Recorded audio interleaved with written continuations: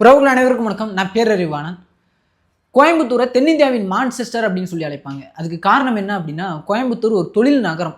அதிகமாக தொழில்கள் இருக்கக்கூடிய ஒரு மாவட்டம், தொழிற்சாலைகள் அதிகமாக இருக்கக்கூடிய ஒரு மாவட்டம். அப்படி இருக்கும்போது இந்த கோயம்புத்தூரை தென்னிந்தியாவின் மான்செஸ்டர் அப்படின்னு சொல்லி அழைப்பாங்க. இப்போ இருக்கிற நிலைமையை பார்த்தா தொழிற்சாலைகள் அதிகமாக இருக்கோ இல்லையோ, மதுக்கடைகள் அதிகமாக இருக்குது. வீதிக்கு வீதி டாஸ்மாக் கடைகள் இருக்குது. இரண்டாவது பெரிய மாநகராட்சின்னு சொல்கிறாங்க.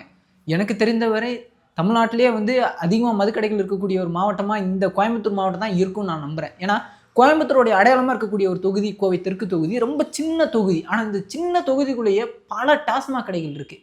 1 கிலோமீட்டருக்குள்ளே 4 டாஸ்மாக் கடைகள்னா நம்ப முடியுதான்னு பாருங்கள். 1 கிலோமீட்டருக்குள்ளேயே 4 டாஸ்மாக் கடைகள்.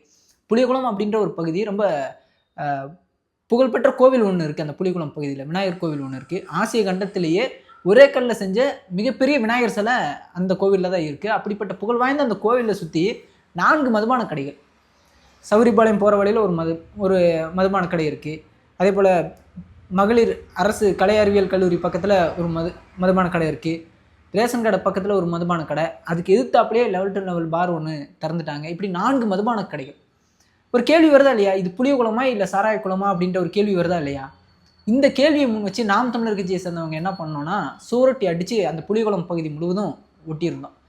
இது புளியகுளமா சாராய குளமா அப்படின்னு கேள்வி கேட்டு ஸ்டாலின் அவர்கள் கையில் பாட்டில் வச்சிருக்கிறது போல 1 கிலோமீட்டருக்குள்ளே 4 மதுபான கடைகள், இதுதான் திராவிட மாடல் அப்படின்னு சொல்லி நம்ம சோரட்டி அடித்து ஒட்டியிருந்தோம். இன்னொரு பக்கம் மாணவர்கள் படிக்கணுமா குடிக்கணுமா அப்படின்ற கேள்வியை முன் வச்சு சோரட்டி அடித்து நம்ம ஒட்டியிருந்தோம். அந்த புளியகுளம் பகுதி முழுவதும் அன்றைக்கி ஒரு பேசும் பொருளாக மாறியது. இந்த பசங்க கேட்குறதுல என்ன தப்பு அப்படின்னு ஒரு சாதாரண ஒரு சாமானியன் அதை வீடியோ எடுத்து சோசியல் மீடியாவில் பதிவு பண்ணுறாங்க. அந்தளவுக்கு ஒரு பெரிய தாக்கத்தை நாம் தமிழர் கட்சி நம்ம கொடுத்தோம். ஏன்னா அந்த சமயத்தில் தான் இந்த பிஜேபி ஒரு பக்கம் திமுக அரசை விமர்சித்து சோரட்டி ஒட்டியிருந்தாங்க. இன்னொரு பக்கம் திமுக பிஜேபியை விமர்சித்து பட்ஜெட்டில் தமிழ்நாட்டுக்கு ஒதுக்கப்பட்ட நிதி அப்படின்னு போட்டு ஒரு முட்டையை போட்டு சோரட்டி ஒட்டியிருந்தாங்க. இந்த நிலையில் நாம் தமிழர் கட்சி எங்கள் பகுதிக்குள்ளே இப்படி டாஸ்மாக் பிரச்சனை இருக்குது அப்படின்னு சொல்லி நம்ம புளியகுளமா சாராய குளமா அப்படின்னு கேள்வி கேட்டு ஒட்டினது பொதுமக்கள் மத்தியில் பெரிய வரவேற்பு கொடுத்துச்சு அப்படின்னு கூட சொல்லலாம். காவல்துறையினர் எல்லா பிரிண்டிங் மிஷின் வச்சிருக்கக்கூடிய எல்லா கம்பெனிக்கும் அழைச்சி கேட்டிருக்காங்க. இந்த மாதிரி நீங்களாம் அந்த போஸ்ட் ஒட்டியிருக்கீங்க, நீங்களாம் அந்த போஸ்ட் அடித்து கொடுத்துருக்கீங்க, நீங்களாம் அந்த போஸ்ட் அடித்து கொடுத்துருக்கீங்கன்னு எல்லா பிரிண்டிங் கம்பெனிக்கும் அழைச்சி பேசியிருக்காங்க. இப்படி தீவிரமாக செயல்படக்கூடிய காவல்துறையினர் என்ன பண்ணியிருந்துருக்கலான்னா, இந்த மாதிரி மக்கள் அடர்த்தியாக வாழக்கூடிய இந்த பகுதியில் 4 மதுபான கடைகள் எதுக்குங்க?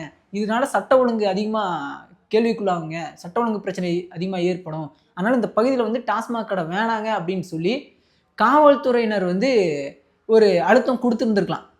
ஆனால் காவல்துறையினர் மௌனம் காத்ததன் அடிப்படையில் இந்த சமூகத்தின் மீது நமக்கு பற்று இருப்பதால் நம்ம என்ன பண்ணுறோம், இந்த டாஸ்மாக் கடை எங்களுக்கு வேணாம். ஏன்னா பொதுமக்கள்கிட்ட நம்ம வாக்கு கேட்டு போகும்போது, பொதுமக்கள்கிட்ட பேசும்போது இது ஒரு மிகப்பெரிய பிரச்சனையாக சொல்கிறாங்க. இங்கே டாஸ்மாக் கடை 4 டாஸ்மாக் கடை இருக்குது, எப்படி இது பேருந்து நிலையத்துக்கு பக்கத்துலேயே ஒரு டாஸ்மாக் கடை, அதுக்கு எதிர்த்தாப்புலேயே லெவல் டு லெவல் பாரத் இருக்கிறாங்கன்னா இது என்ன அர்த்தம் அப்படின்னு சொல்லி கேட்குறாங்க. இது ஒரு காணொலியாக இன்ஸ்டாகிராமில் நான் பதிவிட்டிருந்தோம் பேசி.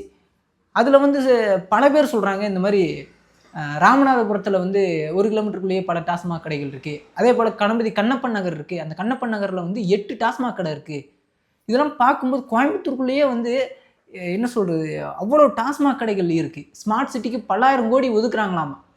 பல்லாயிரம் கோடி ஒதுக்குறதெல்லாம் இருக்கட்டும், இவ்வளோ வீதிக்கு வீதி டாஸ்மாக் கடைகளை திறந்து வச்சுருக்கிறீங்களே, தமிழ்நாடு முழுமைக்கு எத்தனை போதை மறுவாழ்வு மையத்தை இந்த அரசாங்கம் திறந்து வச்சுருக்குது? அப்போது மக்கள் நலனில் எங்களுக்கு முக்கியம் இல்லை, லாபத்தில் தான் முக்கியம் அப்படின்னு அரசு செயல்பட்டுக்கு இருக்குது. இந்த திராவிட மாடல் அரசு செயல்பட்டுக்கு இருக்குது. அதுதான் உண்மை.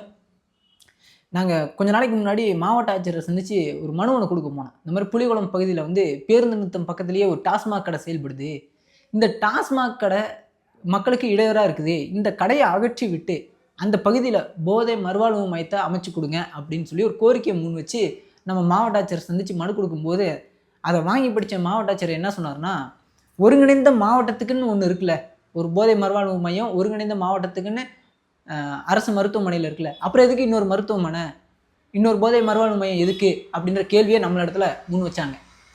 ஆனால் ஒருங்கிணைந்த மாவட்டத்துக்குன்னு ஒரு டாஸ்மாக் கடைகள் இல்லை, பல டாஸ்மாக் கடைகள் இருக்குது, வீதிக்கு வீதி டாஸ்மாக் கடைகள் இருக்குது. அப்படி இருக்கும்போது ஒரு போதை மறுவாழ்வு மையம் போதுமா? ஒரு மகன் தான் பெற்ற ஒரு மகன் திருந்தி வாழணும், போதையிலேருந்து விடுபட்டு அவன் நல்லா வாழணும் அப்படின்னு நினைக்கக்கூடிய ஒரு தாய் தன்னுடைய மகனை போதையில் தள்ளாடிக்கக்கூடிய ஒரு மகனை வந்து போதை மறுவாழ்வு மையத்தில் சேர்க்கணும் அப்படின்னு நினச்சாங்கன்னா அரசு போதை மறுவாழ்வு மையம்னா பிரச்சனை இல்லை. தனியார் போதை மறுவாழ்வு மையத்துக்கு போகணுன்னா பல்லாயிரக்கணக்க காசு கேட்பாங்க, பல லட்சங்கள் அவங்க வந்து கேட்பாங்க. எப்படி கொடுக்க முடியும்? அப்போது மக்களுடைய நலனில் பிரச்சனை கிடையாது, இந்த அரசுக்கு வரக்கூடிய லாபத்தில் தான் வந்து நாங்கள் கவனம் செலுத்துவோம் அப்படின்னா இது என்ன மாதிரியான நோக்கம்? சுத்தமாக புரியல. அதே போல் இப்போது சமீபத்தில் கனிமொழி அவங்கக்கிட்ட கேள்வி கேட்குறாங்க ஒரு செய்தியாளர். இந்த மாதிரி நீங்கள் ஆட்சிக்கு வந்தால் படிப்படியாக மதுக்கடைகளை மூடுவோன்னு வாக்குறுதி கொடுத்துருக்கீங்களே, எத்தனை மதுக்கடைகளை நீங்கள் மூடிருக்கீங்க அப்படின்னு கேட்கும்போது அதுக்கு கனிமொழி அம்மையார் சொல்கிறாங்க, 500க்கும் மேற்பட்ட மதுக்கடைகளை எங்களுடைய ஆட்சியில் நாங்கள் மூடியிருக்கோம், மேலும் நாங்கள் மதுக்கடைகளை மூடுவோம் அப்படின்னு சொல்லியிருக்காங்க. எத்தனை மதுக்கடைகளை மூடியிருக்காங்க? 500க்கும் மேற்பட்ட மதுக்கடைகளை மூடியிருக்கோம் அப்படின்னு சொல்ல தெரிஞ்ச கனிமொழி அம்மையார் அவர்கள் புதிதாக எத்தனை மதுக்கடைகளை நீங்கள் அமைச்சிருக்கீங்க அப்படின்றத சொல்லியிருக்கணுமா இல்லையா இந்த திமுக ஆட்சியில்? அது சொல்லவே இல்லை. 500 மதுக்கடைகள் மூடப்பட்டது என்றால் 2000 மதுக்கடைகள் திறக்கப்பட்டிருக்கும். இதுதான் உண்மை. அதே போல் இப்போது நேற்றைய தினம் ஒரு செய்தி நான் ஒன்று படித்தேன். அரசு பள்ளியில் இடுப்பில் வைத்து கஞ்சா கொண்டு வந்த பள்ளி மாணவன் கைது. சென்னை வியாசர்பாடியில் ஒரு அரசு பள்ளிக்கூடத்துக்கு ஒரு மாணவன் வந்து இடுப்பில் கஞ்சா வச்சுட்டு வந்திருக்கானா பாருங்களேன். எங்கே? தமிழ்நாட்டில் தான். உத்தரப்பிரதேசத்துலேயோ மத்திய பிரதேசத்துலேயோ இல்லை, தமிழ்நாட்டில் தான். அதே போல் மது குடிக்க பணம் தராத 68 வயது தாயை கட்டையால் தாக்கி மண்டையை உடைத்த மகன் கருப்பசாமியை போலீஸார் கைது செய்தனர். இது வேற எங்கேயும் கிடையாது, எங்கள் கோயம்புத்தூரில் தான். எப்படின்னு பாருங்கள். இதெல்லாம் எங்கே நடக்குது? தமிழ்நாட்டுக்குள்ளே தான் நடக்குது. இந்த மாதிரி பல செய்திகளை சொல்லிட்டு போனால் நேற்றைய தினம் ஒரு செய்தி எல்லா ஊடகத்திலும் இருந்தது, நீங்களாம் பார்த்துருப்பீங்கன்னு நான் நினைக்கிறேன். 16 வயது சிறுமி பள்ளிக்கூடத்தில் கஞ்சா விற்கிறாங்க. அதை பெருமையாக அவங்களே வந்து வாக்குமூலம் கொடுக்குறாங்க, போதையிலே வாக்குமூலம் கொடுக்குறாங்க காவல் நிலையத்தில். அதுவும் எங்கே? கோயம்புத்தூரில் தான் நடந்தது. இன்றைக்கி முழுக்க இன்றைக்கி கோயம்புத்தூர்னு சொல்லக்கூடாது, கஞ்சா புத்தூர், போதை புத்தூர் அப்படின்னு தான் சொல்லணும். அந்த நிலைமைக்கு இன்றைக்கி கோயம்புத்தூர் இன்றைக்கி மாறி நிற்கிது.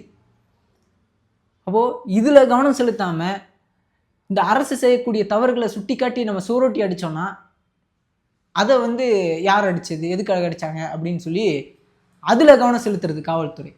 அதனால் அதிகமாக மதுக்கடைகள் இருப்பது வந்து சட்ட ஒழுங்குக்கு ரொம்ப கேடை தான் தரும். அப்படிப்பட்ட மதுக்கடைகளை மூடணும்னு காவல்துறையினர் வந்து கோரிக்கை வைக்கணும் அப்படின்ற கோரிக்கையை நான் வச்சுக்கிட்டு இந்த காணொலி இதோட முடிக்கலாம் அப்படின்னு நான் நினைக்கிறேன். நன்றி, வணக்கம்.